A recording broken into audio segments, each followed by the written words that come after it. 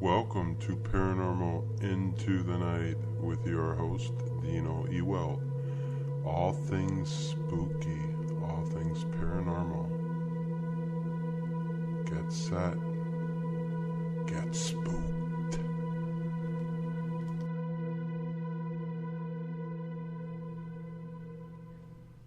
Hello, everybody, and welcome to Paranormal Into the Night radio show with your host, me, Dino Ewell. And where can you find us? You can find us everywhere. Just search Paranormal Into the Night. You can find us on Spreaker, Paranormal Into the Night, Facebook, Paranormal Into the Night. You can also find us if you put in www.pitnradionetwork.com. Good old chat site and everything else you can do there, so you can find us there. But iTunes, do a search, Paranormal Into the Night, and that way you can subscribe and you'll never miss out on a show and anytime. So very cool. And we're usually spooky. We're usually real deep into the paranormal, and I think this kind of borderlines that in this show here with the guests we got tonight. But we're going to talk a little bit of Nephilim, secret societies, and the end of days and all that good stuff. So not good stuff, but we'll be discussing this. I think our guest tonight, Gary Wayne, is his name, and his book he has out is The Genesis 6 Conspiracy, How Secret Societies and the Descendants of the Giants Plan to Enslave Humankind. I think he has a message he wants to get out, and very interested in hearing what he's got to say. So with that said, I will just go right into and introduce Gary Wayne. Gary, are you there? I'm here, and I am so excited to be with you tonight, Dino. Looking forward to a terrific show, and I think some of the things that we're going to talk about is going to, I think, resonate with your audience and certainly pique their curiosity on many things. Oh, yeah, for sure. I mean, I've come to find that the whole story behind the Nephilim and the giants of old, and especially coming from the Bible and stuff, which is kind of the take you... you're a Christian, right? So you kind of have some different kind of beliefs. And so you dig a little bit deeper into the Bible than I would when it comes to all this kind of stuff. So I know you got a message that you want to get out there, and I would definitely tell you to feel free to say it. Be true to yourself. Say it how you want to say it. Get the message out.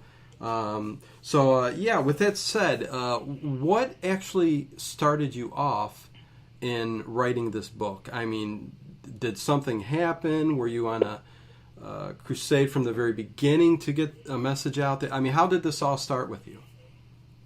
Well, I'm a real history buff.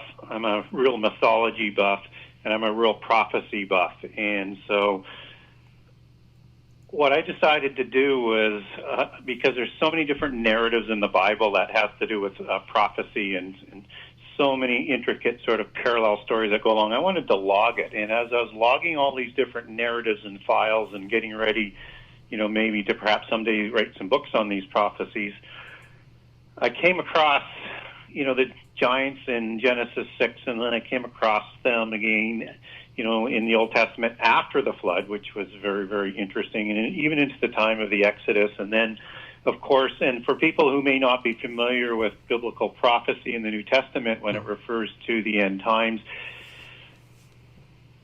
we take heed from Jesus who talks about what his second coming will be like at the end of times, and he says that these days will be like the days of Noah.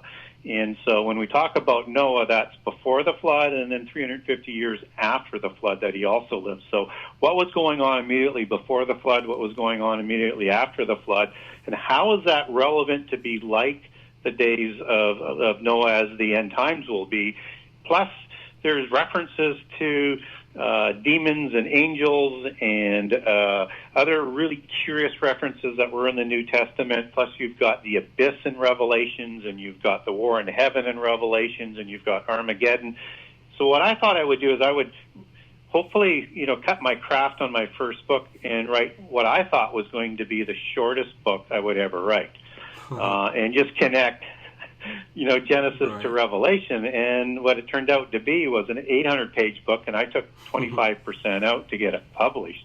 But what happened along the way was I started, as I asked more questions in the research and started digging into it, more doors were opening up, and I started to get, I made linkages to other religions and other mythologies and found pretty much an identical story going on as what's talked about in the Bible and Genesis, as well as in the end times. And then what really kicked the door wide open in terms of the path that it turned into a conspiracy book was I started to get information and documents from the secret societies and what they believe, and all of a sudden that took it in a completely different direction. And so, I've been doing research on prophecy and writing the first book all total for over 30 years, and with writing this book more like about getting closer to 20 years with the promotion of it. So, and one of the things I wanted to do with this genre of the giants and this conspiracy aspect that I was also bringing into it was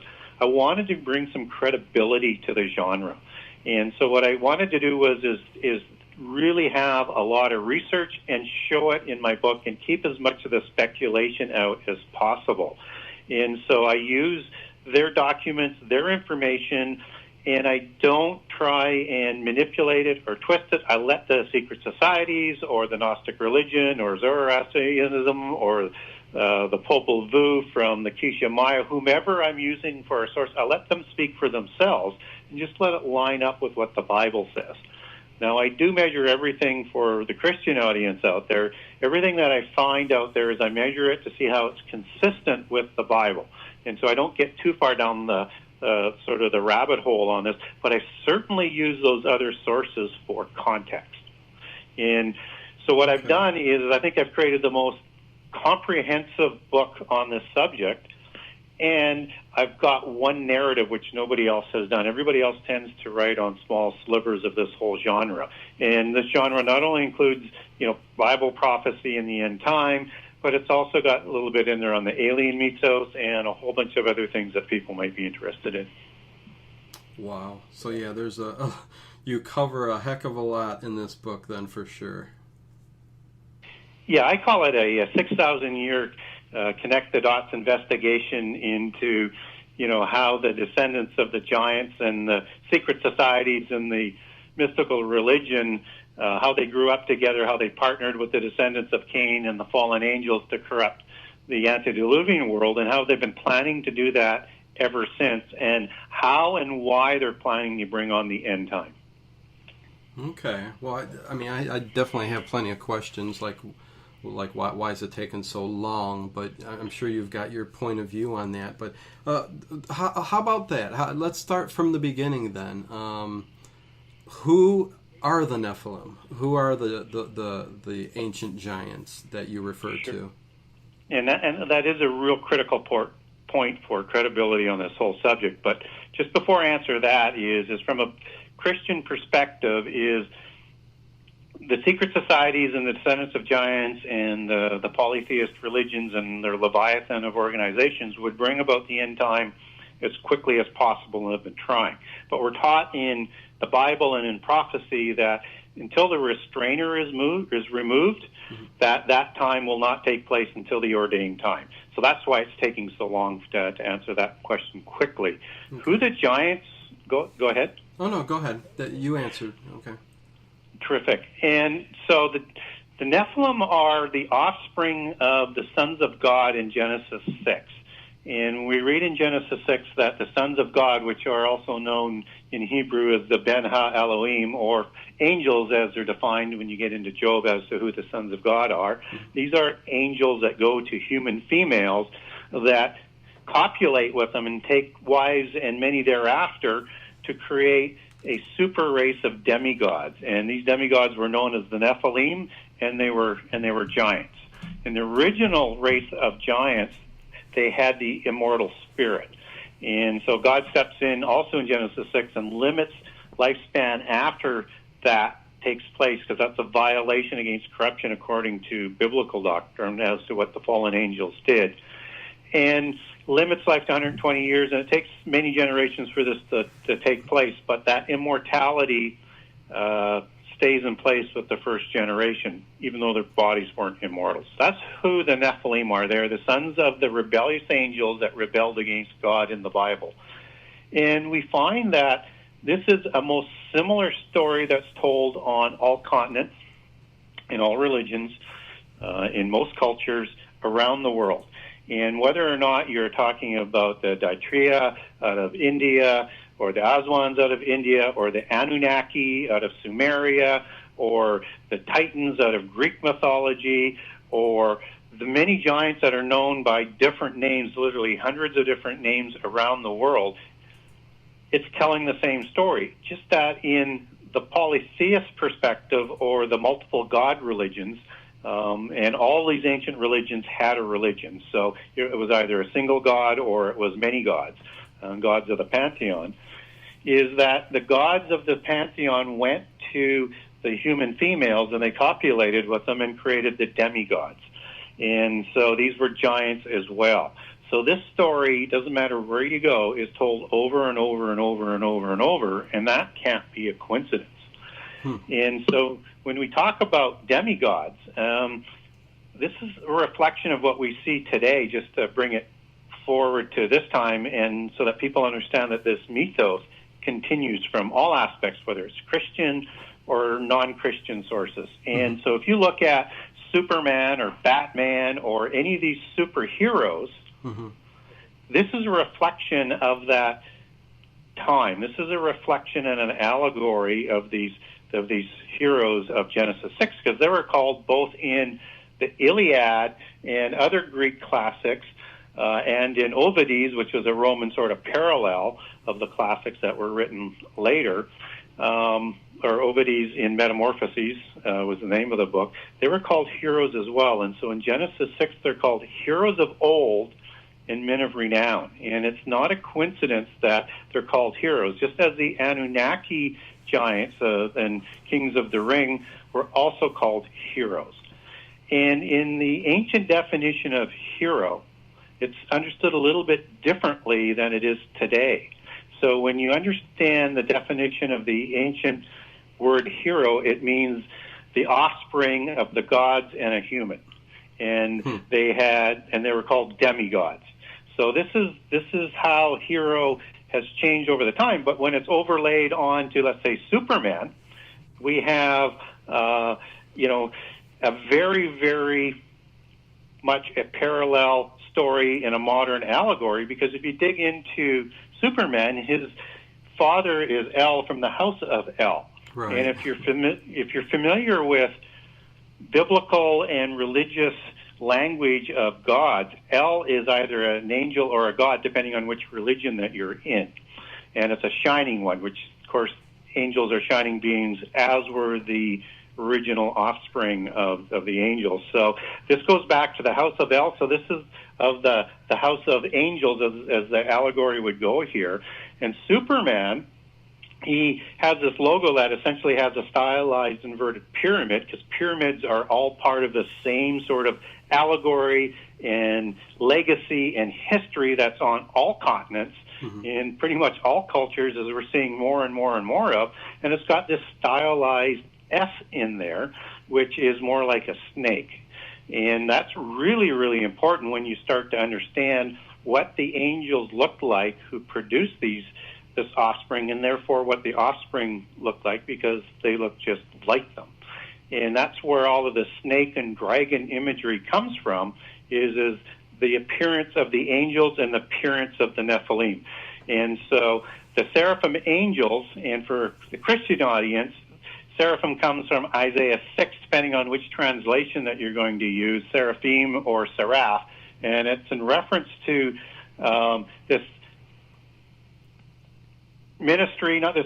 order of angels called the Watchers or the Grigori, for those who are familiar with the mythology of the giants from outside biblical sources.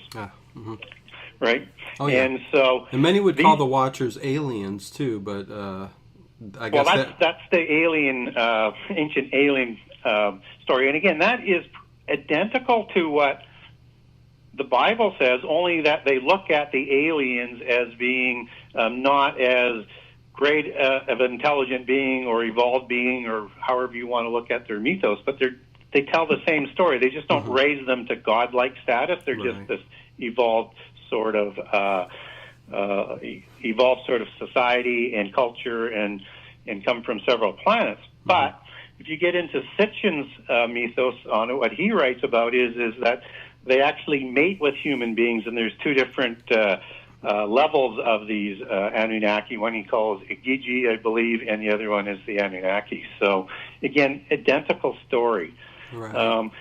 But what I wanted to get to just before I let you jump back in is that these seraphim angels, they had the face of a snake, right? They had the face of a viper, and so did the first and early generations of the Nephilim.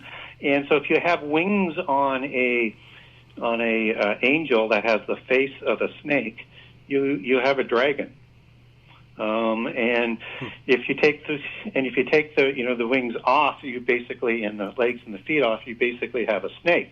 And this is relevant from the fact that if you look at the serpent in Eden, we don't hear about the description of what a serpent looked like before Eden, only afterwards, where it crawls on its belly. And so, as other sources would dictate, and particularly the Gnostic Gospels, they'll talk about a serpent as being as big as a camel in the time of Adam, and that some had wings and others had arms and hands, but they both had feet, and it was a very highly intelligent animal, only second to Adam and humans, and that this animal was absolutely punished for taking part with the fall of Adam in Eden. And so if you have one with wings, you now have a snake with wings. That's a dragon. And, of course, you have the regular serpent with legs and hands. And in ancient times, whether it's a crocodile or it's a serpent or a dragon, they were all considered the same animal and being. Huh. Okay, so that's technically who the Nephilim were. Yeah, and that will also answer why there's so much dragon and snake imagery in all the ancient societies. That again is part of this legacy of a common heritage and a common story. And you might have a different time frame being Christian and stuff. I'm not sure if you believe in the creationism. But I mean, how long are we talking time frame wise where the fallen angels came and copulated with the human females and the Nephilim were born? How long? So I am a bit of a Christian contrarian, and I'll put that on my biography, and it's on my book as well. So there's a few different ideas as to when this happens. In terms of the rebellion, we certainly know when they went to human females, which was, between it was the sixth generation of Adam. But when the rebellion actually happened, because it was the Watchers or the Grigori or the Seraphim angels which governed the antediluvian epoch and after the rebellion.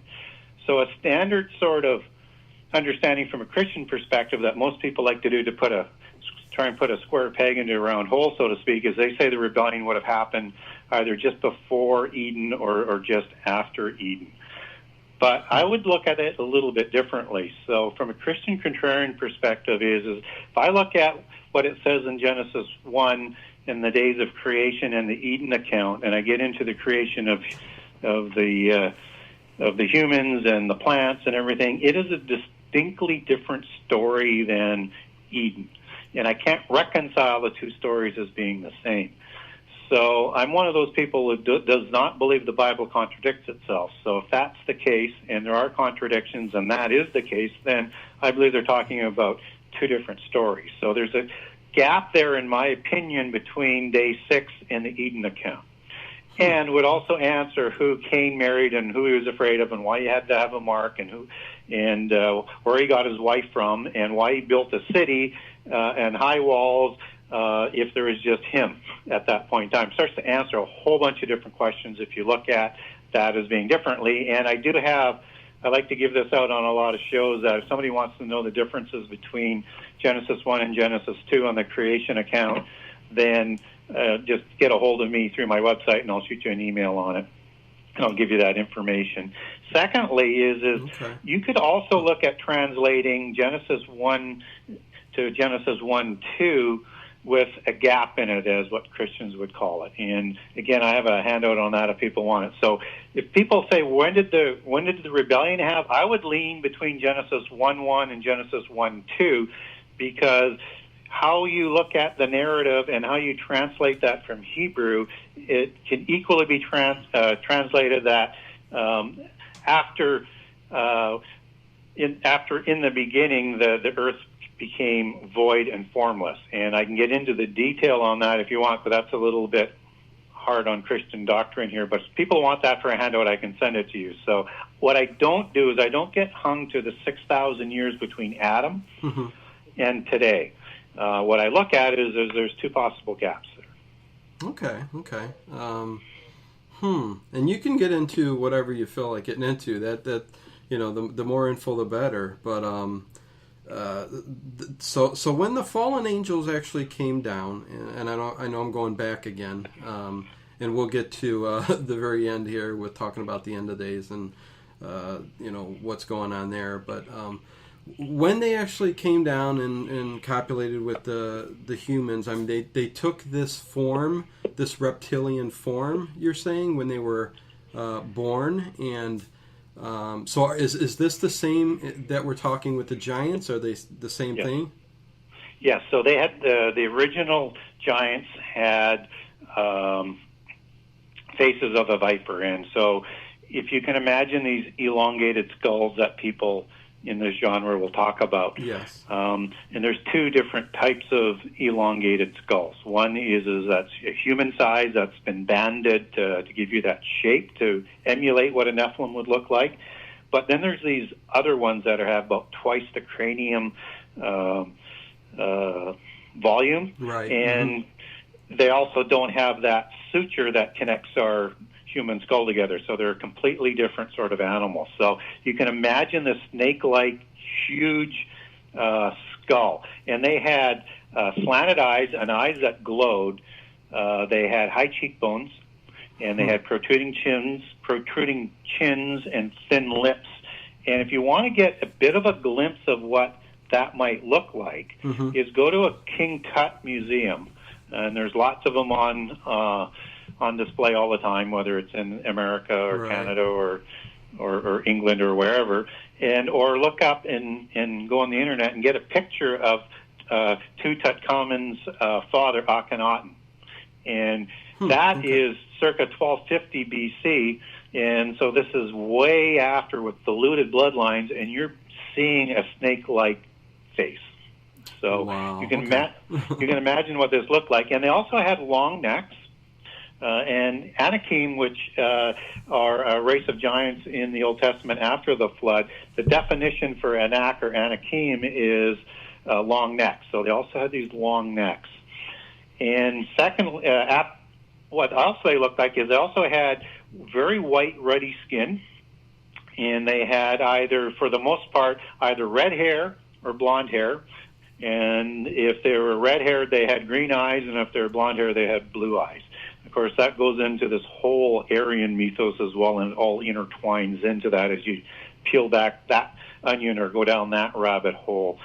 And above that, these weren't just taller than normal humans. Like, they weren't 8 feet tall on the original ones. And in fact, if you're talking about Goliath in the Bible, and most people look at it as him being about 8 feet or just above, if you used a royal cubit, because he was a king of Gath, and all the kings would have used the royal cubit as opposed to the common cubit, which they've used to calculate the 8-foot size of Goliath, he would have been more like 11.5 feet.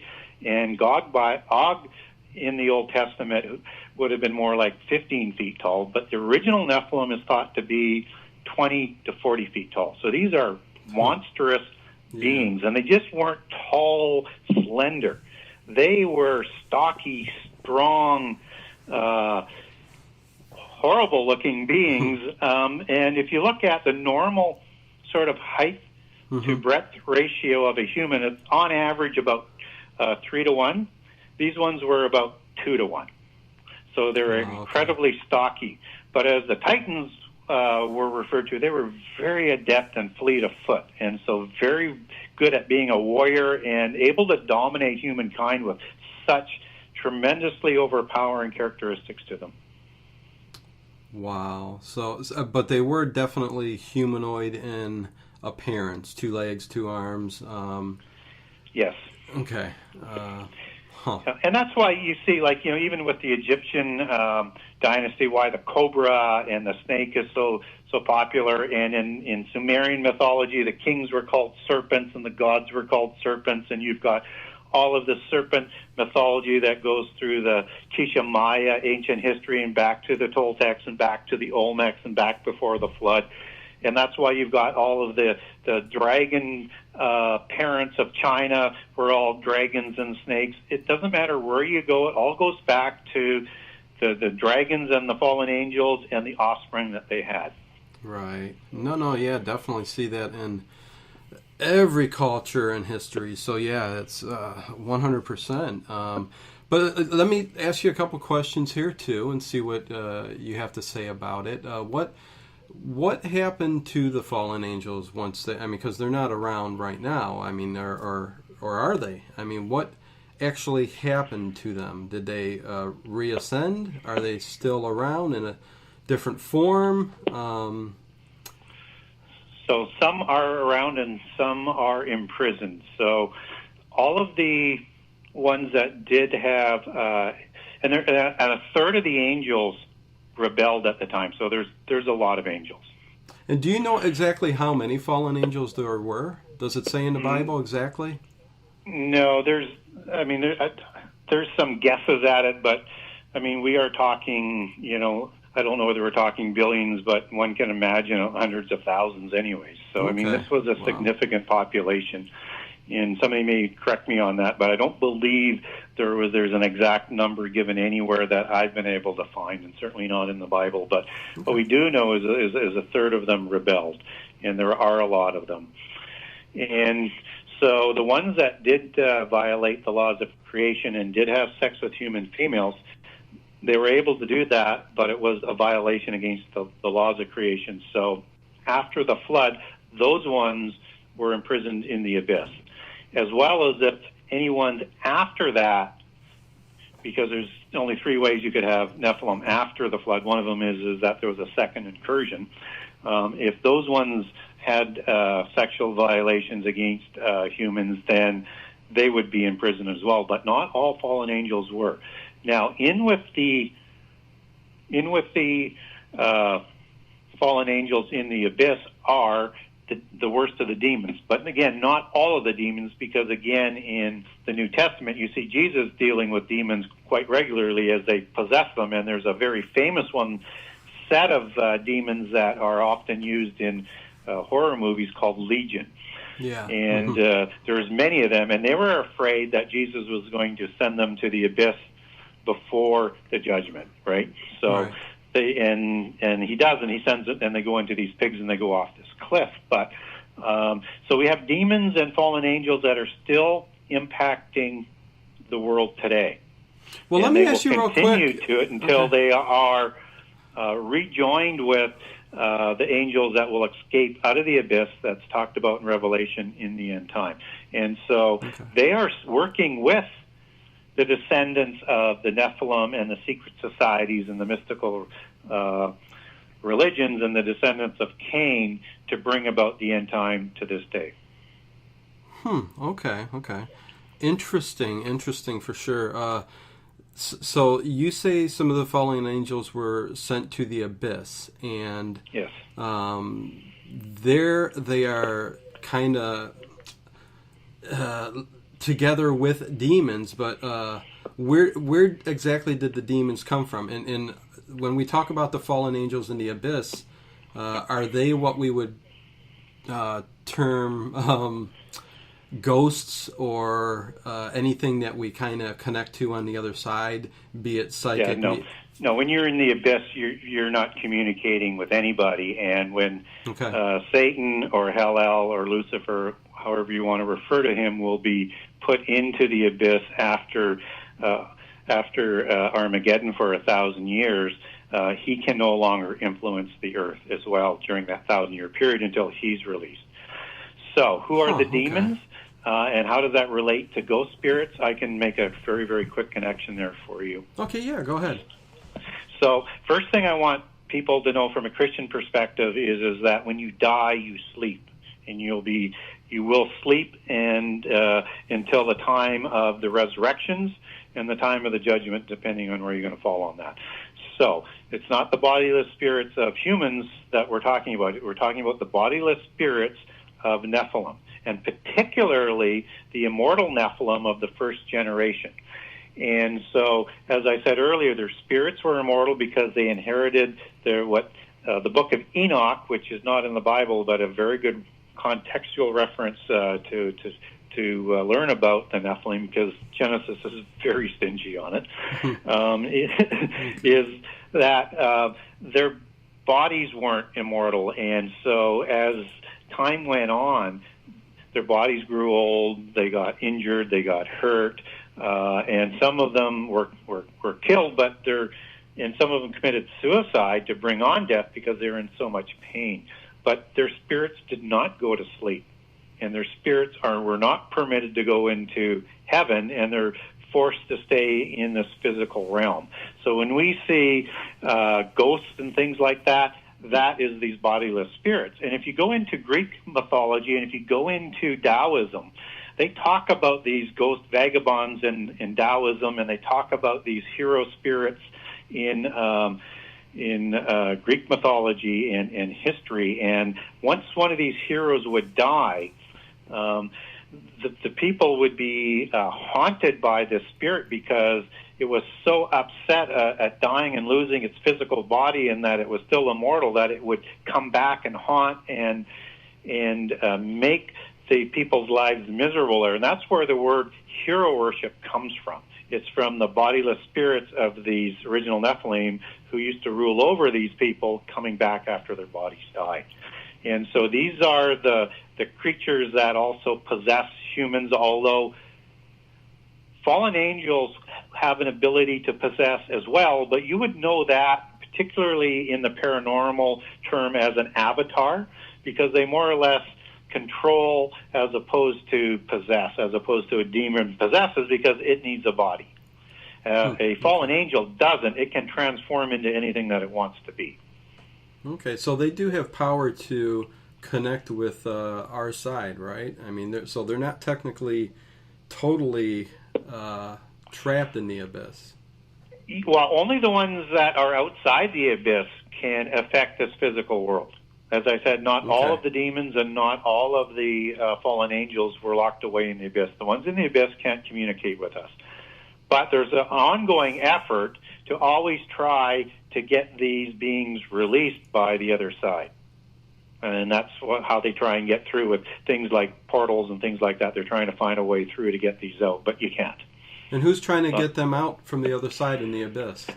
The other Well, everybody from the secret societies to the mystical religions, and they've been trying right from day one after it happened. And if you take Babel as an account, most Christians will understand the translation of Babel as confusion of languages after the people were dispersed.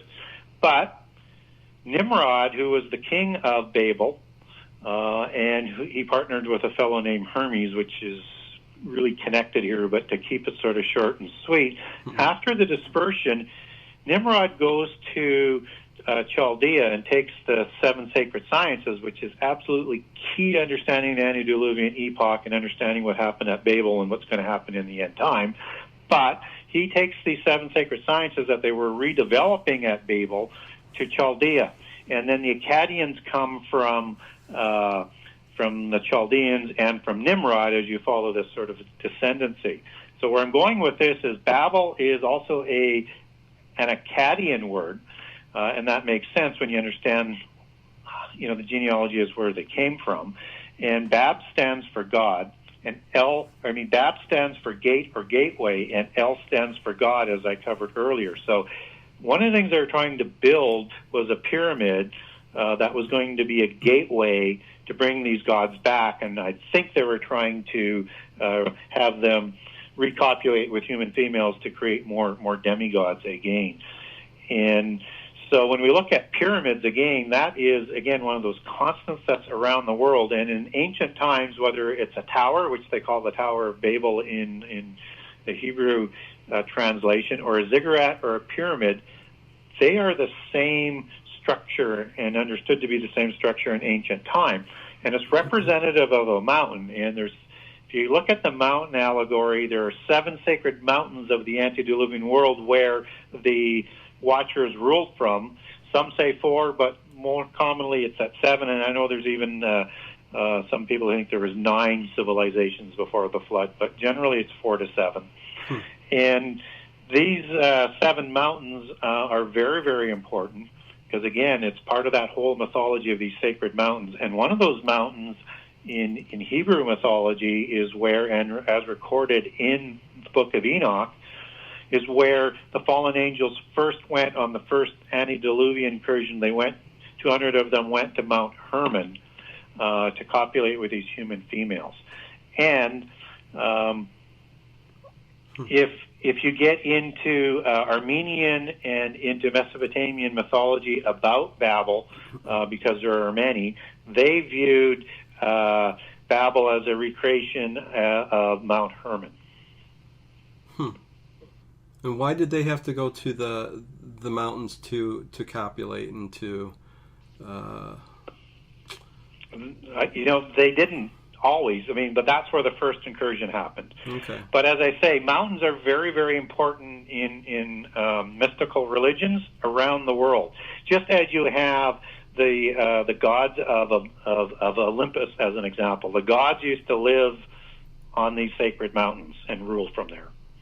Okay. Well, man, I tell you, Gary, you've got, every time you talk, I've got about 7 different questions going in my mind, and I'm like, that's why I love talking about this. Oh my God! It's like, which one should I go to first? If I talk about this, it's going to take us off course. But then, there's just so many things here, man. So the pyramids, you believe that they're that's the way they. What are your thoughts on the Great Pyramids, and why aren't they being used today if they're capable of being used today? Yeah, and they may not be capable of being used today, or the knowledge perhaps has been lost. What we do know, though, is there are more than one reason to create these pyramids, right? One is a possible portal. And, of course, portal is part of the fairy mythology, which is all interconnected on this. And it's also part of the alien mythology, which, again, is connected in here in the various different rabbit holes that you want to go down. Mm-hmm. So pyramids were created for the most part to honor the gods. And let me back up and just talk just quickly about these 7 sacred sciences. These are the knowledge that was taught to Adam in Eden as what Freemasonic and secret society documents and doctrines teach. And this knowledge was taught to Adam, who later taught it to Abel and to Cain. Of course, Cain kills Abel, and Cain is ostracized, and then Adam also then teaches to Seth. So you have these 2 lineages in Genesis, the Cainite lineage, and you have the Sethian lineage. Now, Cain then teaches this knowledge to his son Enoch. And again, there's 2 Enochs in these 2 lineages. One son of Cain, one is the Holy One that gets raptured to heaven of the Sethian line. Now, Enoch develops this knowledge to a whole level and develops a sun-worshipping religion called mysticism. And he also develops a way of keeping this information separate and away from the poor and away from the non-ennobled. And so he creates secret societies and initiatory religions to house all of this and to continue to develop the sciences. Hence, Enoch is a significant patriarch to the founding of Masonic societies at that point in time. And when we get further into this development, we learn that the fifth science is called geometry, but inside the craft, which is secret societies and particularly Freemasonry, the fifth science is called masonry. Now, these sciences are developed for a number of reasons. One is to lead people away from God and into another religion. Two is to dishonor God and not give him respect for being the creator of the universe and creator of all things. And three is to honor their pantheon of gods of the fallen angels and of Satan. And so they created many megaliths, and they take credit in the secret societies of building these antediluvian megaliths, whether it's Stonehenge, which again they'll credit inside Freemasonry to Enoch, son of Cain, and or the pyramids, which they also credit to Enoch's knowledge and to the religion and the Masonic societies that they developed. And so these were to not only honor the gods, but to also dishonor God. And they will also write that some of these were, like the pyramids in Egypt specifically, were erected to honor a society that they knew was going to be wiped out by the first apocalypse, so the apocalypse of water with the floods. They knew it was coming, and they built these megaliths so that their society would not be forgotten. And what's so very important about these sacred sciences and these secret societies and how they partnered to corrupt the whole world is that they raised their level of technology and society to a level that, according to their records, was as great or greater than what we have today. And so when we talk about linking in prophecy the days of Noah to the end times, we're talking about a significant society that was able to do things that we can't even do today, a.k.a. just the manifestation of these megaliths or pyramid structures or temples and things that we see around the world and below the sea, or Machu Picchu, or wherever you want to go with this, to a level of technology and engineering that we can't do today. Wow, yeah. Well, and again, a million questions, but we'll eventually get to the end times here. That we'll get to that. We may not tonight. Who knows? I don't. We will. I definitely want to talk about it because we'll get to that point, but. Man, there's a couple questions, but we'll stick with the secret societies, I guess, since we're talking about that. Or maybe let me ask this question. The Nephilim, the descendants of the Nephilim today, they are here, right? And in what form are they here? Right. So in the antediluvian epoch, they usurped the kingships. And they were the ones who enforced the mystical religions and the sciences and the violence and everything that came on. And then after the flood, they again get control of the kingships. And through these kingship dynasties, these bloodlines and descendants continue all throughout time. And so early on, and just to give a few names so that people who may know a little bit about history might recognize it, you might refer to it as the Mitanni dynasty in the Middle East and Mesopotamian. You certainly have the Nimrod, Akkadian, dynasties coming out of there. You had the Hittite dynasty, which is a little bit lower level in terms of the ennobled bloodlines, but the Amalekite dynasty and the Egyptian dynasty, those were the big ones, right? And that came down, and then all of the kingships, for the most part, came from these families ongoing, and they intermarried to keep their bloodlines pure. And so when we get into modern times, you're talking about diluted bloodlines because they still have to take in over the millennia some sort of not totally outside bloodlines, but let's just say something like Lady Di, who was descended from the Stuarts. She was presented as a commoner as an example, and she marries Prince Charles, but she's not totally outside the bloodlines, but far enough away so that you keep this introduction of blood so that you don't get genetic defects. And particularly O negative tends to be one that they like to match up with a heavy RH negative, as most people tend to believe that the royals or the royal bloodlines have. So if you follow the royal families, most of those dynasties have these bloodlines, and there are some very powerful people who aren't on thrones that are also part of this sort of descendancy. And so they, again, when you get into peeling back the onion on this, and they are on record, and they have kept track of the genealogies that link them all the way back, not only to the flood, but before the flood. Okay. So the bloodlines have mixed enough over the years that, you really just looking at them you could never tell that they you are the can't descendants. tell, yeah. But they do believe that they still have enough in the blood that either through forward engineering or backward engineering you could create a new super race, which is what the Nazis were talking about doing, only through backward engineering and try and get racial purity and something called vril. I don't know whether you're familiar with that term, vril, but it's a Rosicrucian term. Because, again, secret societies are always interrelated on everything that we're going to talk about, just as their mystical religions are with the Nephilim. And what vril is a potency in the blood, and some people think it's the Rh negative bloodline that will sponsor a future race of super beings. And it's also a belief in a doctrine that's based in race purity and bloodlines. And so when the Nazis were talking about creating the super race, the Aryan race, that's because they overlaid on all of their religion something that they expanded on from theosophy, which comes out of the Gnostic religions, this sort of Germanic Nordic overlay and this flavor on it. And they actually take their descendancy back to Aryans, who they believe came from Thule, which is the sort of Aryan Atlantis, just to connect that. And they believe they were ruled by giants. And so that's what they were trying to connect in their belief system, because this stuff is all connected and it happens over and over and over and over.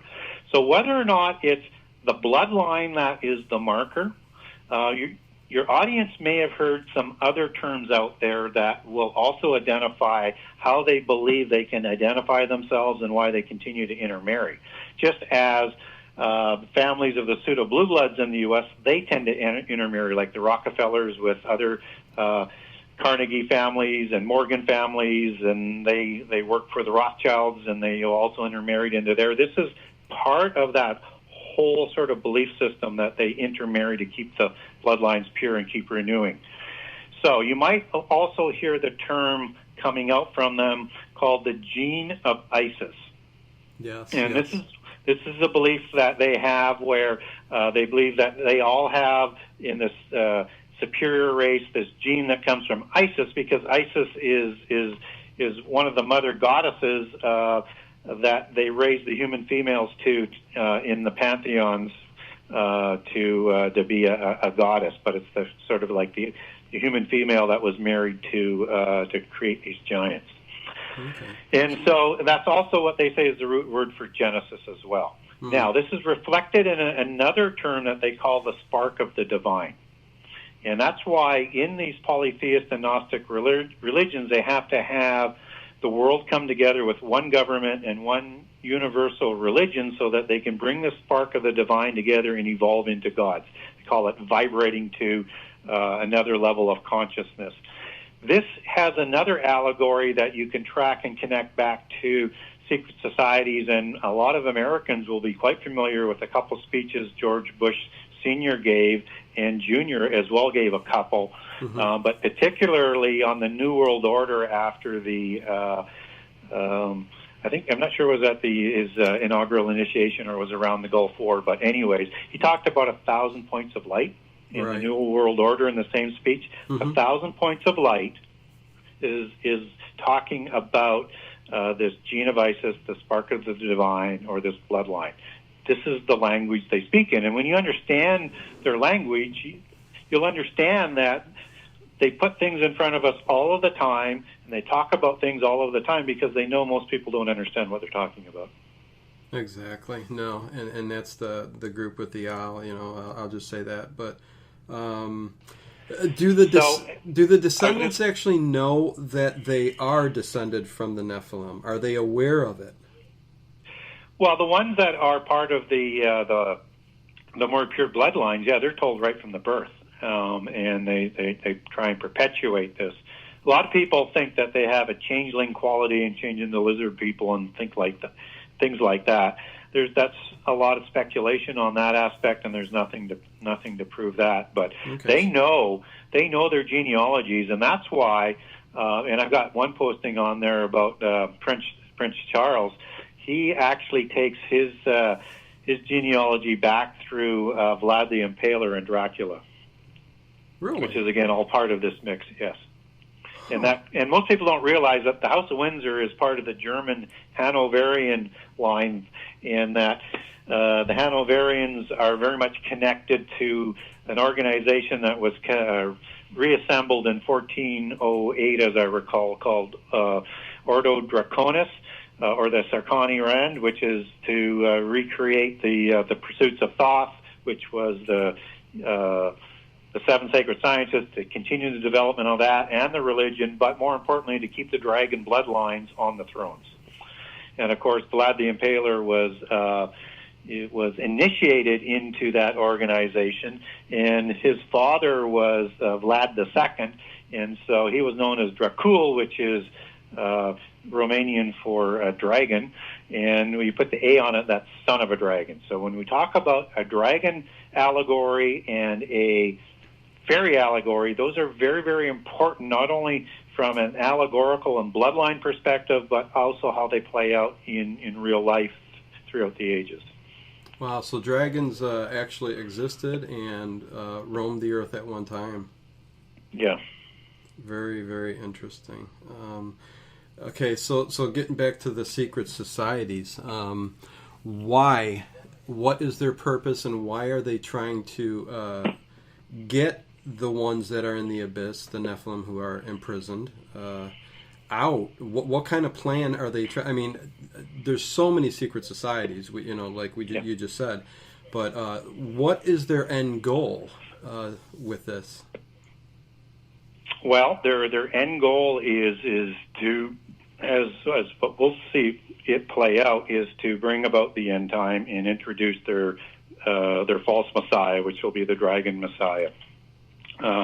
But you have to sort of go back a little bit and say, okay, so why would they even want to do that? Mm-hmm. So you go to the title of my book in terms of what they're trying to do: enslave humankind or wipe us from the face of the earth. I think they would keep enough around to serve them, as what the Blackheads did for the gods and the Anunnaki in Sumerian mythology. But we're considered lower level beings and mundane, so we're only there to serve them in terms of how they would view things.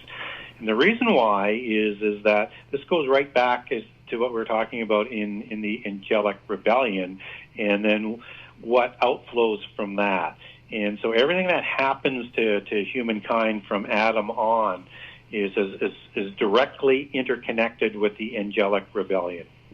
And so what happens with Adam, he's created as a vehicle to raise humans in the future world to above angels. And that's why it'll say in the New Testament that we're going to judge angels in the future world. Probably the fallen ones for the things that they've done to us over the thousands of years. And so the fallen angels, they take this as even more of an insult. And what they were hoping to get out of the rebellion was they know because they were around God. They knew that they probably couldn't defeat God. In fact, they knew they couldn't defeat God when you get right down to it. So why do it? What they're hoping for, as it comes out in fairy allegory, which is really significant, is that they're hoping to have an agnostic religions, which it's very much connected to the fairies as well. They were hoping that they would show enough cause and determination that God would permit them to have their own realm, a different universe where Lucifer or Hell-El or Satan, however you want to call him, right, could rule in that universe. But that's not going to happen. And so when Adam was created to be raised above them at some point in time, they decided to take revenge on humankind and prevent that from happening. A, to either support their case, or B, to just ensure that they're going to reap destruction on the people that God had created to be raised above them. And so that's why you see the first revenge, and I'll cover that off in detail in chapter 13 of the book. It's called Lucifer's Revenge. is Lucifer goes into Eden and either becomes a serpent or avatars through the serpent, or coaches the serpent to have Adam and Eve, and then Adam eat from the tree of evil so that they could be like God and have the knowledge of good and evil, and that God is preventing them from having that knowledge. And so that's the first revenge, and that's the fall of Adam, and he gets ostracized out. The second revenge is the Genesis 6 incident with the fallen angels creating Nephilim, and they're there to usurp government, kingship, and enslave humankind and have them revolt against God and therefore justify the rebellion, or at least fight with them in enough numbers to lead as many as they can astray. And, of course, that happens in the antediluvian epoch, and therefore we have the flood. And if we look at Genesis 3, connecting some of all of this, we learn that right after Eden, you have a very odd set of verses where it's talking about the serpent and Eve, and that the offspring of the serpent are going to be at the odds all throughout this age with the offspring of Eve, because she's the mother of all living, as she's called there.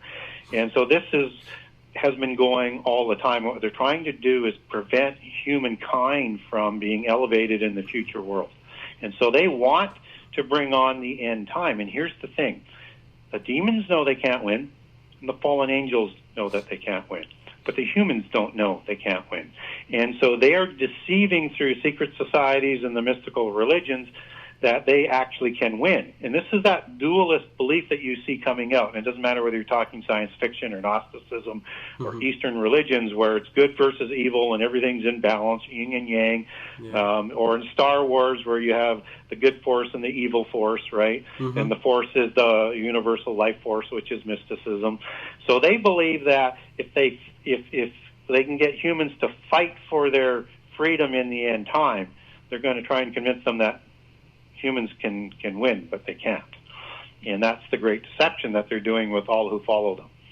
Because after the resurrection, after the resurrection of Jesus, it was all over.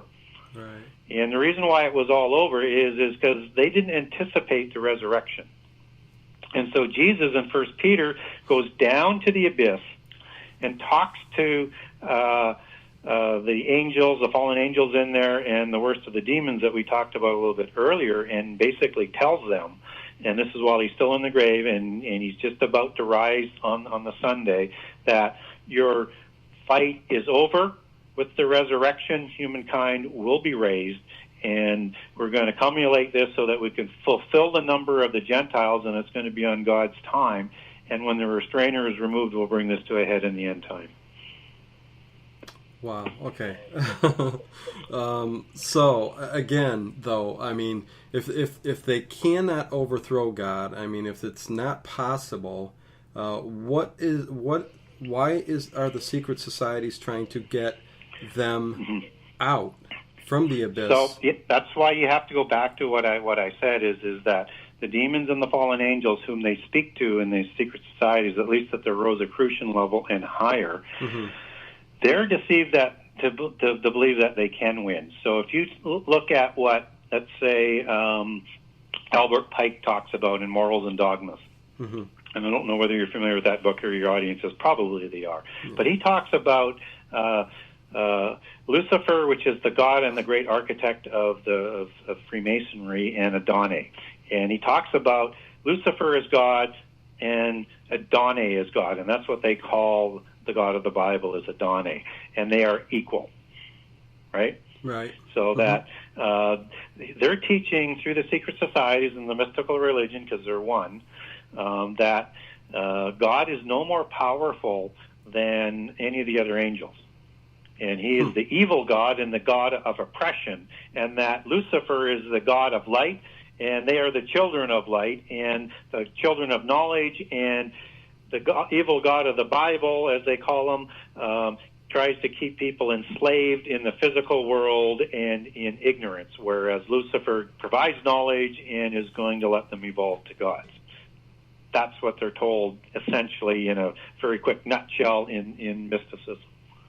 Okay. I mean, I get that side of it, between, the fallen angels and Lucifer and Satan, but us as in real human beings on the planet who are in charge of these secret societies, are they just using us to get them out, or do the people in charge of whatever secret society is attempting believe that they can really use them for a purpose? Well, everybody that is in these secret societies and in these mystical religions are humans and the descendants of the Nephilim that, look like humans. They actually believe they're going to win. Okay, so we're talking the secret societies actually are a majority of the descendants of the Nephilim themselves. So only at the higher levels. So okay, so if you look at Freemasonry, just to explain it, because again, you said there are many, but I can give a little bit of infrastructure here. So Freemasonry is one of the societies that most people are familiar with, but it's not one of the higher ones. So you have a lot of people, you have to be invited to Freemasonry, and after that you're going to be initiated into the doctrines of mysticism over time, even though as long as you believe in a God, it doesn't matter which one you can join if you're invited. So there's going to be non-ennobled people, and there's going to be some purebloods in these organizations as well. Mm-hmm. And then as you are initiated through the various degrees, 33 in the Scottish Rite or third degree in the York Rite, mm-hmm. You rise to the level of third degree York, 33rd degree Freemasonry, which is at depth level, right? Right. At that level, you are considered enlightened, and you are told the secrets that will overturn supposedly every preconceived notion, as they like to boast, and that you are initiated into Luciferian doctrines. You understand who your God is at that point in time. Now, the ones that show the most talent and the other ones that have some bloodlines, they're going to go into the Illuminati group, right? So mm-hmm. when you're illuminated, you now move into the Illuminati, and from the most brightest there, but most likely the ones with more bloodlines, more ennobled bloodlines, you'll go up to the Rosicrucian level. And at the Rosicrucian level, you're going to have probably half of those that are very, very, very, very pure bloods, representing the families well in the Rosicrucian level. And underneath the Rosicrucian is where most of the strings are going to be pulled. But above the Rosicrucians, you've got like the Committee of 300, then you have the Grand Druid Council, which narrows it down. Then you have the Council of 33, and then you have the 33 families. And so if you're talking about Bilderbergers, mm-hmm. or if you're talking about Bohemian Grove, or if you're talking about Skull and Bones, they all operate underneath the Rosicrucian level. Okay. So, for example, Skull and Bones would be a Illuminati reporting organization, right? Just as the Rhodes Scholarships would be. That's under the Illuminati, but they still report to the Rosicrucian order. Mm-hmm. Right? Right.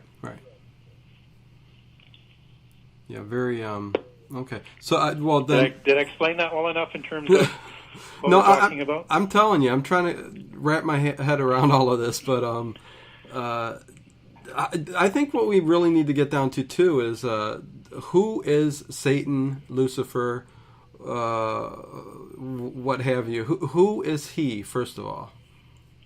Well, he is one of the greatest beings ever created by God, and was charged with great responsibilities, but according to the Bible and to other accounts, mm-hmm. Whether it's Gnostics or whether it's from the Popol Vuh or in fairy mythology or wherever you go, there's a Lucifer counterpart. Mm-hmm. And so pride enters in to his affairs, and he rebels. And so he takes a third of the angels with him. So this is who Lucifer is. He is a cherub, and he's also seraphim. And he's also called the devil, and he's also called the great serpent, and he's also called the dragon, right? Right. So he has all of these these labels. And he's also known as the adversary, and he's the one that I believe is permitted to continue to do what he's doing, because, I mean, God could at any point in time stop Lucifer or the fallen angels, but he permits them to continue to test humans after the fall, right? So there's a concept in here that people need to understand when we're talking about these immortal beings, because they can't die, which are the angels, right. and something called free choice. So when God created all of the beings, and including the angels and the many orders of angels, they were created immortal, and they don't have ability to die. So they didn't have a choice in that whatsoever to accept immortality and to follow the laws of God. The only free choice they were able to express was to follow God or rebel, and a third of them rebelled. So when humans are created, they are not created immortal. They are going through this process of free choice to choose God or not, and to choose to follow his ways and to choose immortality. And then the ones who do not, they will die, and they will die in the second death, except for those humans who take the mark of the beast. They don't get that luxury, and immortals can't die, and we're told that they're going to burn in the fire for forever and ever. And so once they've lost the rebellion and they're not going to get their other realm, all they're trying to do is destroy as many and as much as they can until their time is finished.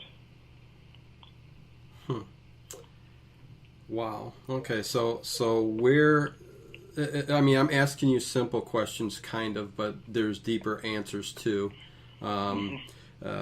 Lucifer, Satan, I mean, hell, is he here on earth? Spirit form, human form? He can take any form that he wants. Any being that comes from the heavenly realm or the spiritual realm, they are spirit in... I'm trying to get Gary back here. Let's see if he answers. It looks like it may be having the same kind of trouble as yesterday, but somebody told me that Skype went out nationwide, and they were saying it could be because of the hurricane or something like that. But yeah, I think the same thing's happening. Dave in chat is saying, "Uh-oh, welcome back." Yeah, I don't know, man. We will see.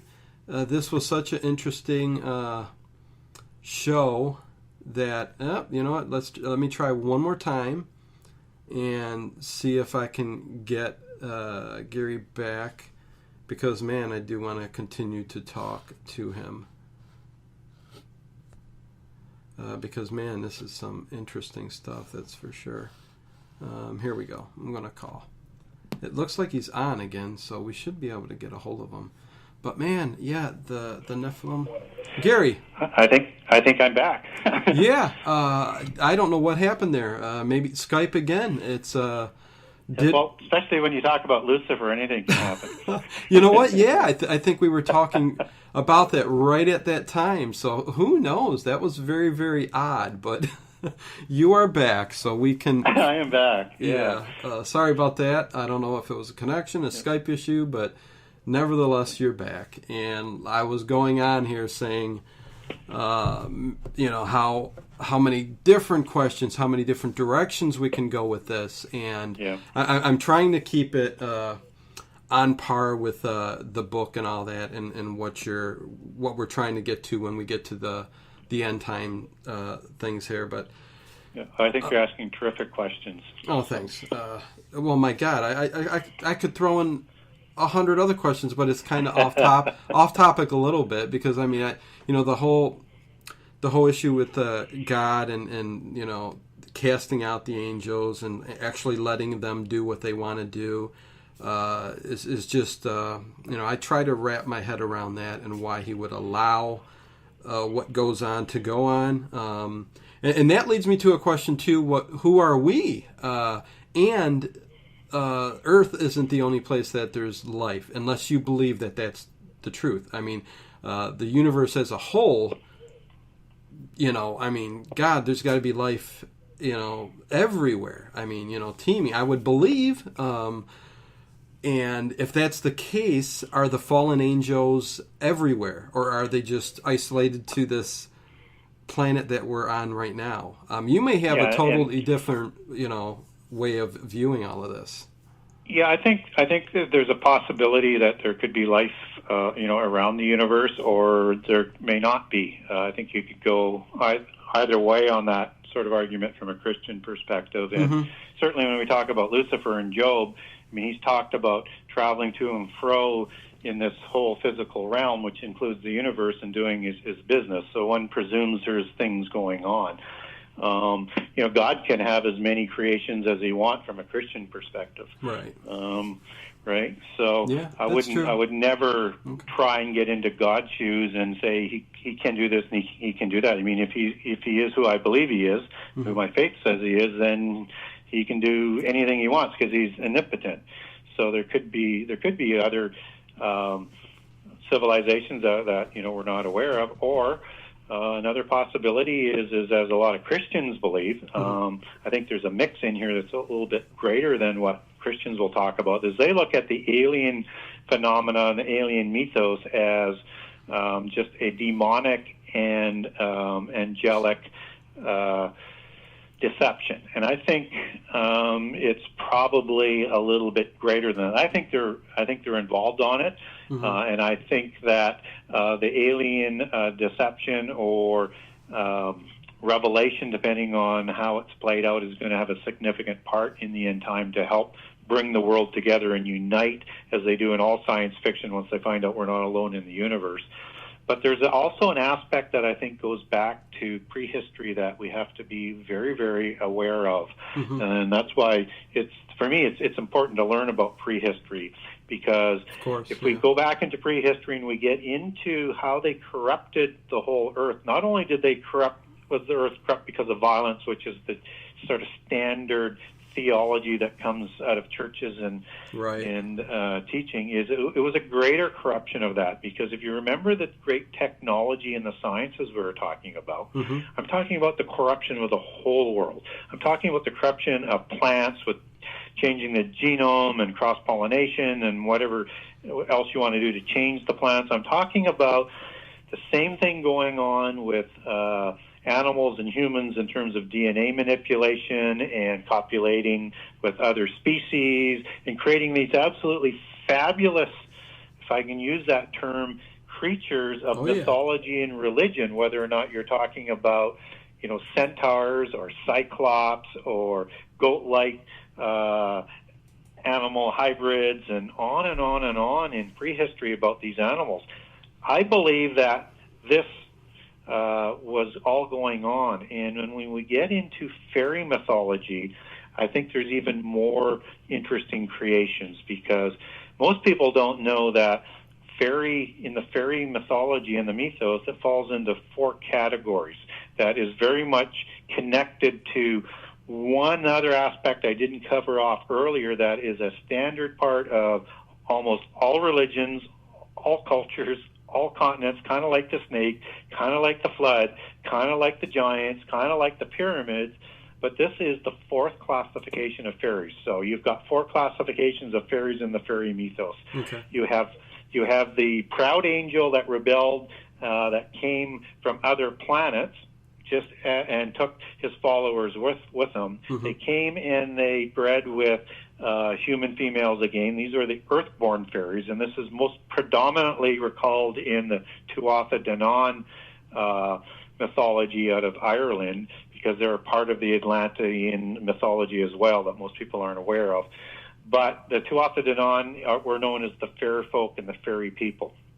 Okay, so these are also giants. The 3rd class was the daemons, or the demons, which are the bodiless spirits of the original generation.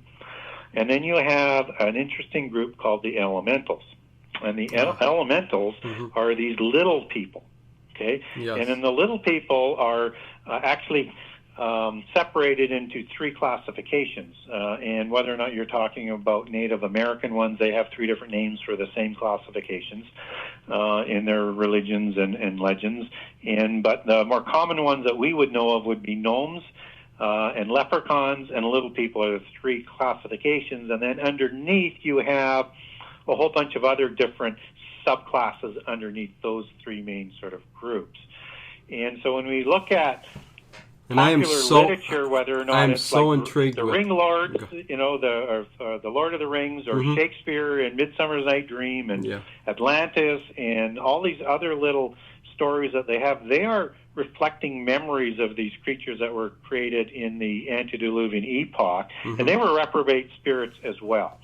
And so again, there could be demons coming from these ones as well if they weren't permitted to sleep or go to heaven.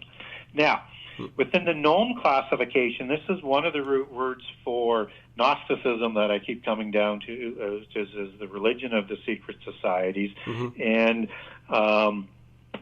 also, the gnomes were also the ones who kept the genealogies and guard over the great ancient knowledge in fairy mythology. But within this classification of gnomes and goblins and other ugly ones is this small, interesting little being that has flying machines that come out of portals known as shays, or fairy mounds, or fairy domens, or out of the water, which is why you have fairies in King Arthur, which is another rabbit trail. But where I'm going with this is they kidnap people and they do DNA experiments on them because they're trying to boost their DNA makeup and their bloodlines, and they kidnap people for a fortnight. Then they are returned and they have no memory of them, and they have this great knowledge in these spaceships. These are known as the Grey Fairies, and in Scotland they're called the Grey Neighbours, as an example. And I'll give a description of this fairy abduction in the book when I'm talking about the alien mythos and how it all connects into the Genesis 6 conspiracy. And if you didn't know it was a fairy abduction, you would swear it was a gray alien abduction because the descriptions are exact. Right. And so I think this plays also parts of the surviving beings that also survived the flood. And this whole idea of portals or interdimensional play that you have in the fairy mythos, it's there in the alien mythos as well. And beyond that, you also have this sort of whole idea of about aliens having more than one kind, right? So if you get into science fiction, if you're in, say, Star Wars, you've got, that big furry guy, was it Chewbacca, and all these other fantastic beings. And so one wonders whether Chewbacca is like a Bigfoot sort of connection or ogre connection as a memory. But you see all of these fabulous different types of people that are in there, including lizard people. So reptilians, I don't know whether there are actually lizard aliens or not, but it's interesting. It has that snake connotation that goes back to the Nephilim and the fallen angels. So there's a connection there, and I do believe that there's a whole array of this working together, whether it's a deception or they're from other planets. You decide what you believe, but I think there's enough going on there that suggests that something's going on.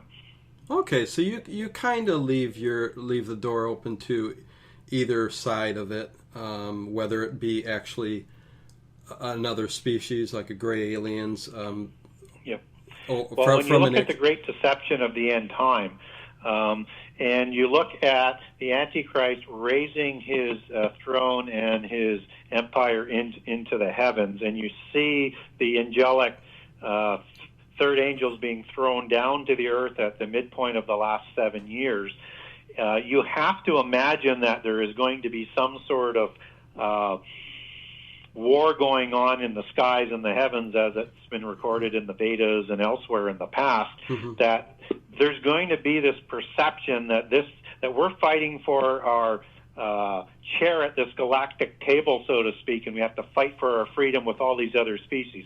Is it real? Is it a deception?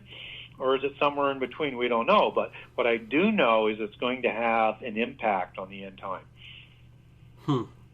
Yeah, that's getting back to the elementals. That's actually the very first time I've ever heard of the fairy folk and the gnomes and being referred to as part of the maybe the deception, the alien, the gray alien, something like that. That's actually the first time I've ever heard that, and I'm not sure if that's something you bring out through a lot of the the Bibles, Quran, all that kind of stuff that you've read in the past. Is that where you've pulled that from? Yeah, I basically pull the little people out of occultic sources, secret society sources, Gnosticism, ancient mythology, and other religions. Okay. And again, it's so interesting. Like in the Lord of the Rings, which I'm a fan of watching the movies, and I love science fiction and everything else. But Yeah. I like to understand sort of the allegories and the information that they're loading in there. So you have this antediluvian story where you have hobbits and you have elves and these other peoples that were fighting with humans against these ogre-type beings, and you have these magicians flying around that have wands and everything, which is the seven sacred sciences of mysticism as it was reflected out of the Magi out of Chaldea that we talked about earlier, out of Atlantis. And so that's the religion sort of aspect of it. And the Lord of the Rings is, if you get back into Sumerian mythology, is the ring is the ring of the Anunnaki kings or the Nephilim kings, and those kingships are issued out of Nippur by the gods to the Nephilim.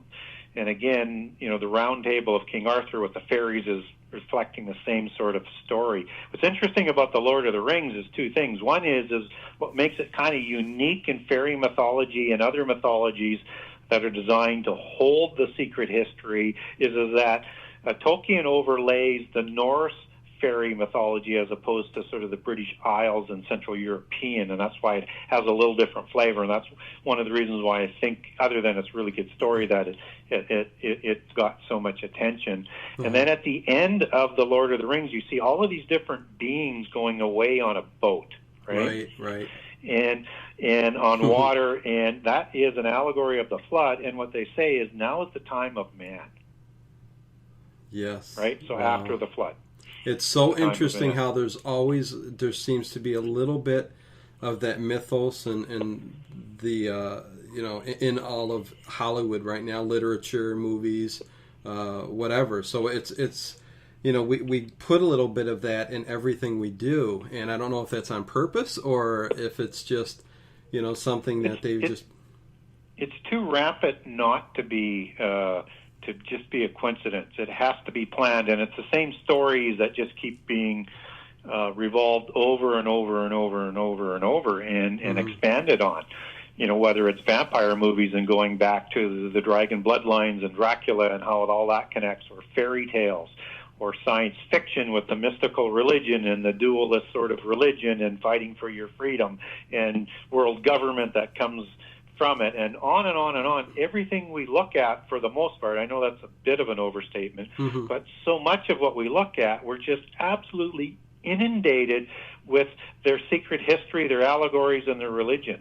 And it's like they're preparing us to for the acceptance of what they're going to reveal to us as we approach the end time. Wow. Well, I'll tell you, I'd be accepting of any kind of truth out there right now. I hate being led blind and not knowing, being shown a lot of this stuff. But anyways, how about monsters and I know I'm getting off a little bit, but since we're talking about elementals, the mythos of the all these creatures and stuff like that in history, could the Nephilim have taken the form of vampires or other types of creatures, even nowadays, like Bigfoot or the Dog Man? Could they have taken this form, and they technically were real monsters in the past, and still even to this day? Yeah. So one of the big sins of the Nephilim after they lost their immortality is they started to drink blood. Okay. And so they started to drink blood to try and extend their shortening lives and to expand their mental faculties. And even to this day, blood drinking is part of the rituals of the secret societies, right? And at the upper levels. And then at Babel again, Nimrod, who is also considered the first Grand Master of Freemasonry after the flood. And Babel was his first manifestation of the utilization of the 7 sacred sciences to honor the gods of the pantheon as they did in the antediluvian epoch. He also introduces blood drinking and starts to associate and intermarry with the giants afterwards. So we have this sort of continuing idea of this blood drinking concept, which is a Nephilim concept, and why blood drinking is not permitted in the Bible is closely tied into this whole sort of ancient blood drinking mythology. And so when we look at the idea of the creation of the blood drinking vampire, we have a couple of scenarios that we need to look at to tie this together back to whether it's a female vampire or it's a male vampire, and also goes back into what we were talking about in terms of Tuatha De Danann and Shakespeare earlier, because all of this sort of interties. So let me just sort of walk you back a little bit. So in the allegory of Midsummer's Night Dream, you have the king of the fairies known as Oberon. And he is married to somebody who is named Titandes, which is the female name of a Titan or a Nephilim, right? Right. As a species, right? And so this is the Albigens, or the Grail race, that derives from the Tuatha De Danann race, as the fairy folk is what we talked about. And so if we look at Oberon, that now derives from a couple of ancient sources and Tuatha De Danann sources. So you might look at the Aryan source of Oberon as being Ubar, or the Scythian Sarmatian version as being Upur. And if you go back into Tuatha De Danann, it is the Upur with a P as opposed to the BAR in the Aryan one, but that just shows you how close the etymology is on where Oberon comes from. Right. And so what Upur is with the Tuatha De Danann, it derives from the more ancient, because they're connected to the Scythians and the Sarmatians, to the Scythian Sarmatian name, also known as Upier, which is the tradition of a vampire. And Upiers were night operative vampires. Just as Vlad couldn't go out at night, he had pale skin and green eyes and red hair, and was initiated into the mysteries at the Mystery School of Solomon in Austria, as an example. And so when we now move back into connecting Vlad and Dracula into blood drinking and into the Upiers, and we understand that this was a night operative vampire or witch, we also will now connect something called Strigoi, which is Romanian for witch, and was a popular name for a vampire, and it comes from Latin strix, which comes from screech owl, and screech owl comes from which was a word that is used in Isaiah 34.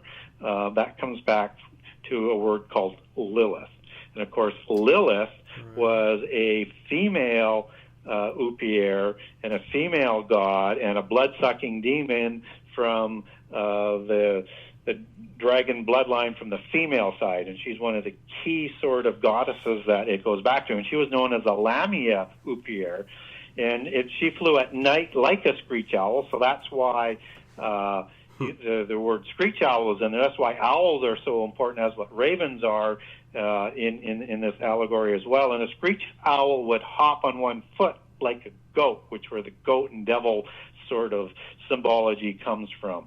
And so when we connect all of this together, it's not that there are vampires sucking blood as demons out there today. It's more of an allegory of the bloodline. And if you put the fangs on Dracula, taking it back to Vlad the Impaler, who had pale skin, green eyes, didn't go out at night, was considered an Upier, and was initiated in the societies and drank blood to increase his mental faculties. And you take this bloodline back and you put the teeth on the vampire, which is a snake or a cobra or a rattlesnake type teeth, you just sort of complete the allegory. And as you see the vampire stories being developed now, they're turning these vampires from being totally evil to good people, right? To the good side. They're starting to invert it.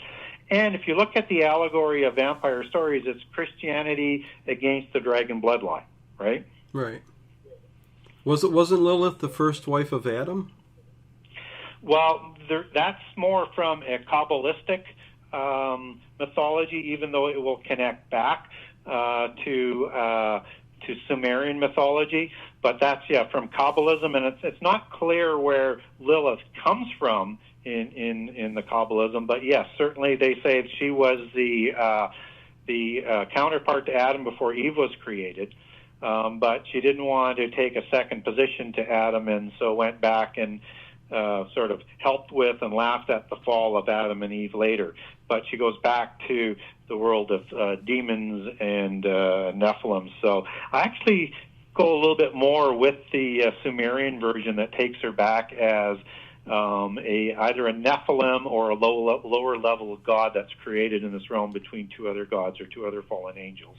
Okay, because we had somebody in chat say asked that question. Also said she would not be subservient, and then Eve was created from Adam instead of Earth, like Lilith. So and this is where Gnostic Gospels and Sumerian sort of belief sort of comes together. And so Lilith is also thought to be in the Gnostic belief, also the wife of either Enki, if you tie him in as a Sumerian god, or of Satan. And also in that sort of line of thought from the Gnostics, they also believe Cain was either the son of Lilith and Satan, or the son of Eve and Satan, or the son of Eve and some other fallen angels. But interesting enough, though, Lilith in Sumerian lore was also married to Samael in other versions, which is another version of Satan. So, she goes right back as a wind goddess, demon, blood-sucking vampire, witch, you name it. Lots of her history in mythology, no doubt about it. Okay. But getting back to that, so were you saying that technically vampires, they definitely don't exist? Okay. And it's an allegory. Okay. Yeah. And it's an occultic allegory. Okay, so really none of these monsters. I mean, what do you say? Well, technically, let me get back to the gnomes. I mean, are they something that have not continued on in that form? Like, are there gnomes today? I mean, could you see them physically today? Yeah, I think you could, and I think they are part of this alien mythology, as I said a little bit earlier, right? Okay. So there's also been, a lot of archaeology on discovering of these little people. Okay. And, they either get written off to some sort of prehistoric hominid of some sort, or the bones and the discoveries just disappear, just like the bones and the discoveries disappear from all of the North American giant discoveries. Yeah. And I know people say, well, that's just another conspiracy story, except that all of these discoveries were recorded in newspapers. Some of them have pictures, some of them have descriptions, some of them have sketches, and all of them have records going back to the Smithsonian. I think there's enough. Yeah, I think there's enough evidence out there that totally, we put them away and lock them behind closed doors. For what reason, I really don't know, except for just keeping us dumbed down, I guess, a little bit. But controlling the information as to how they want to dispense it. Yeah. But getting back to the gnome again, I'm sorry. The whole little red hat and the way they portray him in some of the the books and stuff like that. I'm only saying this because I technically thought me and my uncle, we saw a gnome just like that. It was a little person dressed just like a gnome you would see out of the cartoons. I was probably 12 years old or so, and that's old enough to know. I mean, I'm not even to this day. I remember it. And he came in the house, was right around the corner, and we saw him probably for a good 5 seconds, which was long enough. And just darted back behind the door and was gone, disappeared. But totally seen them. Yeah, and again, there's many different types of portals in fairy mythology, whether or not it's a shay or a fairy mound or a fairy dolmen, and dolmen means portal. And if people don't know what a fairy dolmen is, imagine a small little structure that kind of looks like Stonehenge. Mm-hmm. These are all over the world, again, without explanation. Right. Also, there's the mythology in fairy mythology and alien mythology that they have portals that can come through the water. And so when we talk about some of the names of these locations where these portals would go to, the most common one would be like a Tartarus-type location or an Anwen, which is the same sort of location. And that's why, those places are all throughout these types of mythologies. I mean, it's just, again, too much of a coincidence to be a coincidence. Right. So your take on, and we'll get back to getting a little deeper here. Your thoughts on like Bigfoot and stuff like that. You believe those are, any ideas on that? Well, it seems to have a very similar connection to the Nephilim. They seem to be different than Nephilim, but they do live in caves, and Nephilim were also known to live in caves.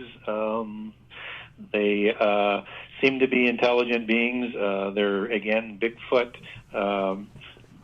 mythologies are on all continents around the world. Again, it's, again, sort of this common sort of knowledge, and there's these beings that are always coming up, whether it's in Lord of the Rings or it's in science fiction or what have you, or an ogre in fairy mythology as an example, which a lot of people believe is a reflection of Bigfoot, to be dismissed. And I live on the West Coast, and I'm very familiar with Bigfoot and Sasquatch, and they've certainly scared a lot of people. So I think there's a very strong possibility that they exist, and I think, again, it's all part of this whole idea that these beings somehow survived the flood, and seemingly with a lot of the little people or a lot of the Bigfoot, somehow, it's got to do with the caves and the portals that they were able to escape through.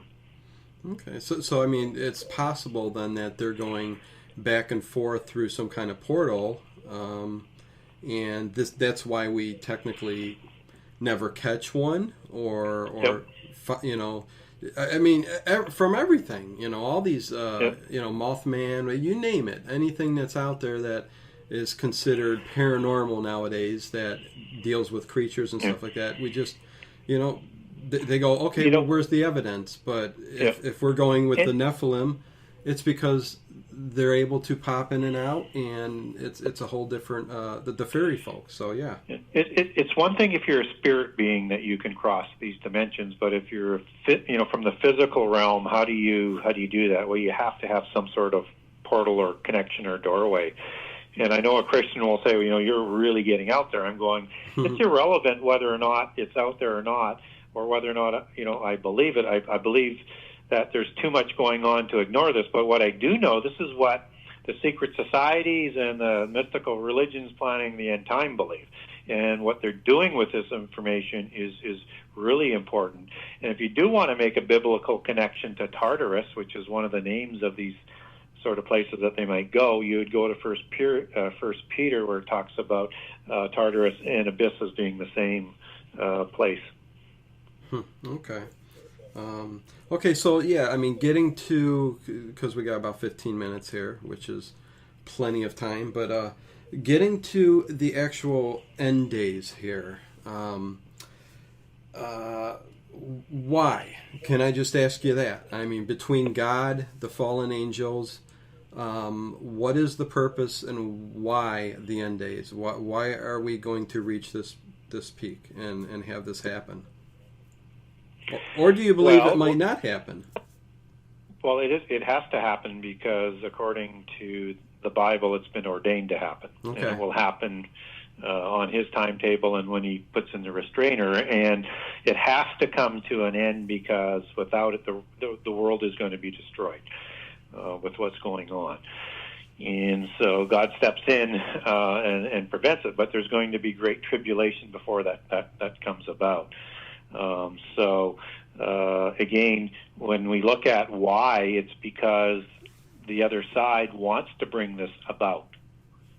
And all the Bible does is predict what the other forces and the descendants of these organizations and giants who are being sponsored by the demons and fallen angels are trying to do. And so in the end time, they want to create that world government, right? They want to create that universal religion, as well as to be able to bring that spark of the divine about so that they can evolve into gods. That's the big prize that they're offering humans. So that's why people are going to be deceived in it. And they want to establish, according to prophecy, and I'll bring this back to secret societies quite quickly, they want to bring the world together into 10 groups of nations or 10 empires, as is prophesied in Daniel and in Revelation. And the reason why they want to do that is because they want to recreate the new Atlantis, or the New Age, or the 1,000-year millennium, as they might talk about it, which is, the dream of, in the book that Lord Bacon wrote, which was a great occultist of the Elizabethan time and King James time, and who was the inspirational founder because of this book for the Royal Society, which started the modern age of science.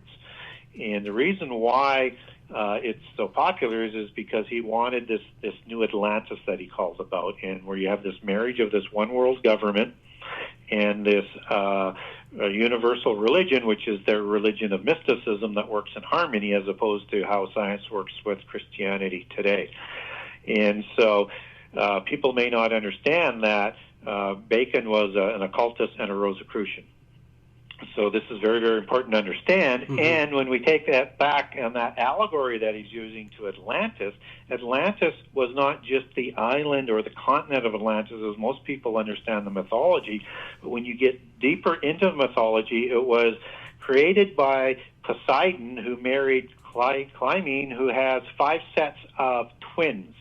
So 10 titans who rule over the 10 different empires of the Atlantean world, and they were known as the helm of world government. They didn't conquer the whole world because, as Plato tells us, the Athenians checked them in the antediluvian world, but they were trying to bring the whole world under this golden age that they were going to bring in under Titanic rule. Now, we have the 10 from Atlantis. We have the 10 in prophecy. Let's bring the secret societies back in. So there's this society that's created in the late 60s and starts really moving forward in the early 70s, called the Club of Rome. So it's under there, high up there, higher than Freemasons, but they report directly to the Rosicrucians. Now, their main goal is to bring about world government.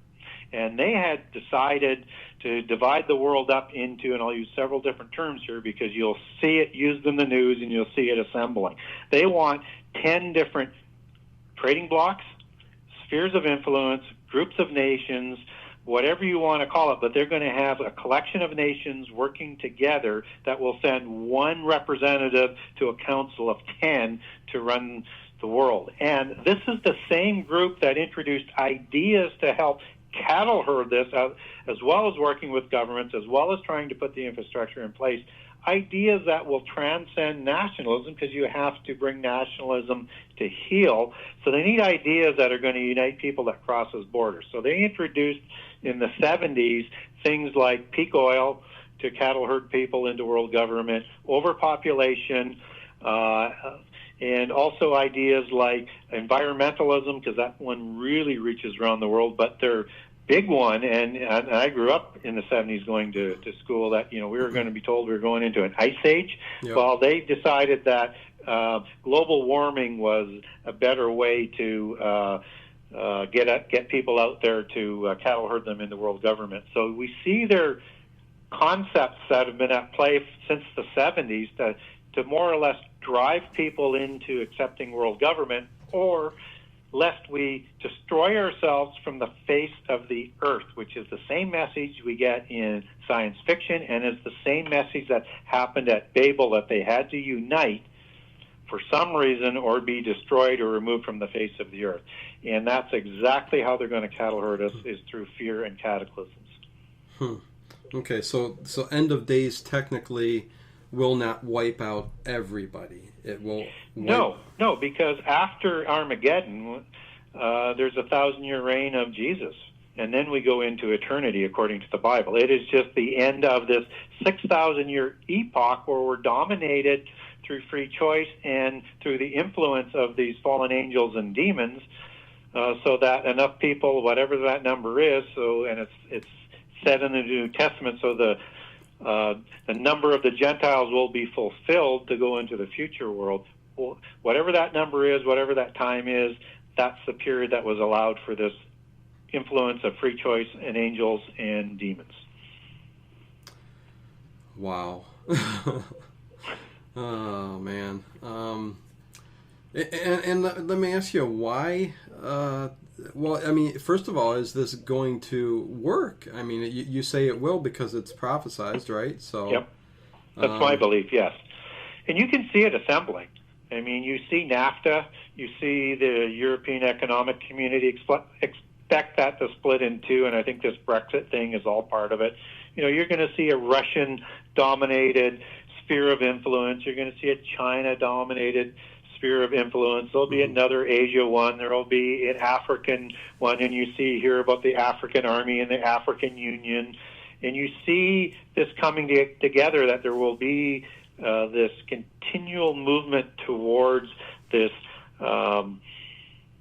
countries working together, right? Mm-hmm. And global free trade is one of the key driving forces for that. And certainly it becomes easier to create a world government when you have things like the internet and all the different communication going on. Right. And you hear about all of the governments around the world saying the same language: New World Order, working together, bring the borders down. Mm-hmm. And the UN, it's feckless today. Right. But once it hits a new crucial point, it gets wiped out, and you get this new government that's established with these 10 representatives from the 10 areas. Okay, so for us humans, who are, what is, going to technically take us down? Is it going to be a number of things? Is it going to be man-made disease? Is it going to be war? I mean, what's going to be the ultimate, thing that takes us down? Well, the ultimate thing that takes us down is going to be war and rebellion against God. So, and there's going to be lots of other natural disasters in there, as we look at the signs of the times. But the whole thing comes about by trying to work for good causes, not to destroy the earth, not to destroy it through a nuclear catastrophe or environmental catastrophes, and possibly the alien deception. And the Antichrist comes in on a platform of peace, right? So this whole idea is that they're going to introduce this new age, this 1,000-year or this new golden age of peace and prosperity. But it starts to deteriorate over the last 7 years until you have World War III that breaks out with the Gog War, and that involves this great alliance of people that starts with Russia and Middle Eastern countries in invading Israel. And then you have World War III, and that army is destroyed, whether it's by God or through nuclear weapons or by the Americans or a combination of all. But Israel is defended, and the Antichrist gets crowned at that 3.5-year point right afterwards. So we go from this universal religion that has control. We have this global free trade going on, and then all of a sudden, those people who aren't happy with what's going on, who aren't winning in this new order, they go to war and they invade the Middle East and get defeated. And then you have the reign of the Antichrist, and from there you have this persecution going on with people standing up against the Antichrist. It actually starts in the first 3.5 years with the universal religion. Then you have a second persecution with the Antichrist. So what is promised as this great hope very quickly turns into something that's not good. And then by the end of it, by the midpoint, you have to take the mark of the Antichrist. Otherwise, you can't buy or sell, which, again, the technology is pretty much there today to do, whether it's through a chip or an implant or whatever other means the technology is going to devise, so that they can create this cashless society, which, again, we can see that's on this horizon. So you can see all of these different things starting to come together, but it's all through what people think are going to be good intentions, right? Right. Well, I have to ask you, part though. of the deception. Well, but most of the population will be destroyed, right? Oh yeah, a lot of it will be destroyed. It'll be a remnant that survives. Okay. Well, let me ask you. I can't not ask you who you believe or the Antichrist to be. Do you know? Do you have any idea?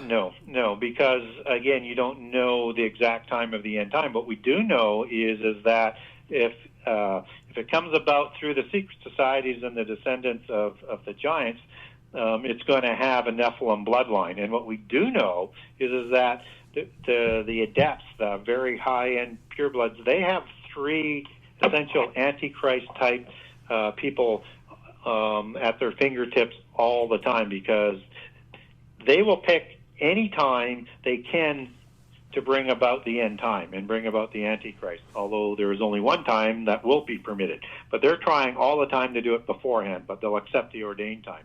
So they've got the super Mensa person initiated into the mysticism and secret knowledge all the time, ready to go. So I would say, if you're going to try and figure out one possibility, certainly the Stuart bloodline would be a significant one, because that was a very ennobled race of coming together of all these different bloodlines, and I'll track that in the book for the people. Okay. But also follow the King of Jerusalem title, which is currently held by the King of Spain. It's not given from father to son. It goes to like a Pendragon title. It goes to the one that they think is quite worthy, because what's important about the King of Jerusalem title is remember that the Antichrist will be crowned in Jerusalem at the abomination, and he also has in the bloodlines of the Benjamite King Saul bloodlines married in there, and I'll detail in that in the book.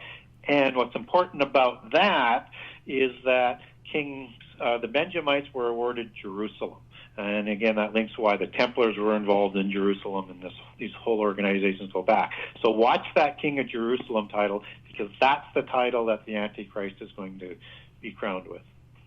Wow. Man, I tell you what, Gary, I don't know if you'd be up to it one of these nights here. I would love to, because this is just overwhelming information, and that's why I can't wait to actually read the book, sit down and read the complete book itself. I would love to just have a show just talking about a lot of these secret societies. Absolutely. There are so many things I cover off in the book that it's easy to do a show on a specific subject. Very, very good. Well, I mean, I definitely would have to... if you're up for it, I would love to just talk secret societies one night with you. So, yep, cool. Okay. Sounds good. We'll schedule another show. Sounds good. And man, I tell you what, this was awesome. You know, this will be a quick answer, or try to as quick as you can. But I want to ask you just one question, and you could answer it any way you want. Who is God? Can you just answer me or give me an idea? Nobody can understand what God is. Okay, there you go. If that's all I wanted to hear. I mean, and if we knew his name, we wouldn't understand it or be able to pronounce it. Okay, there you go. Too big. Too big. I agree with you. Very, very complex. Very, yeah, man. I tell you what, we could have technically laid this out for like a 4-hour show. There's so much information, and I am so overwhelmed, and I love this interview. This was a very, very good interview. I appreciate you coming on and talking to me, man. Yeah, and people, thank you for that. And people will find the book the same way, and I had to write it in a way that you can read it and do it in bits and pieces. So every chapter is a mini story that leads into the next chapter and will keep coming up, because this book will never stop coming at you through its 98 chapters. And Wow. so if you try and read too much of it, I do believe, at one time that you won't be able to digest it and you'll start popping brain cells. and you're working on another book too, right? So I am, yes. Okay, Yep. so down the road we will look for another book for sure. So I mean, the main thing is the link to your everything will be in every description I put out there. So the link will be there. It is Gary Wayne. Go ahead. If people want to contact me, they can get a hold of me on Facebook at Gary Wayne or under Genesis 6 Conspiracy, or if they want to go to my website, you can contact me through that. That's Genesis 6 with the number 6, conspiracy.com. And I've got all 98 chapters up there with a generous excerpt so you can get an idea of all the different chapters and what the book is about. Awesome. Excellent. Like I said, this is a road. If somebody dives into this book, they're going on a journey. That's all I got to say. So, yep. And you can get it through Amazon, Barnes Right. and Noble, any online store. You can order it through your own bookstore, your own Christian bookstore, or you can buy it and get an autographed version through my website. So fairly readily available. Very good. Very good. All the links will be there. And again, The Genesis 6 Conspiracy by Gary Wayne.